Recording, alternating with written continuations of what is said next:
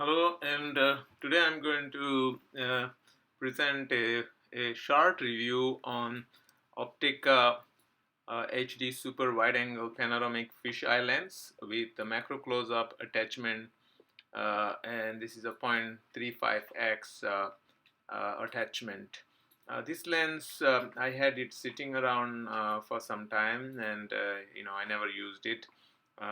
So it was gathering dust, and I decided to start using it. So here I have attached it to my Sony D8600, and this is available right now on Amazon for about 25 USD. So it's a less expensive, kind of cheaper kind of lens, and I will see how it works out. So I have connected it, as I said, on my 19 mm lens. And as I said, this is a fish eye lens, but it also comes with this, that's a fish eye, and then it comes with the macro attachment.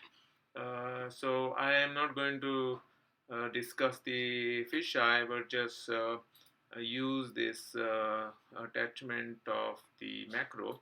I have used different macros attachments like the extension tube or the reverse lens, but I find that this macro gives good results, and uh, I will show some pictures and videos that I got with this lens.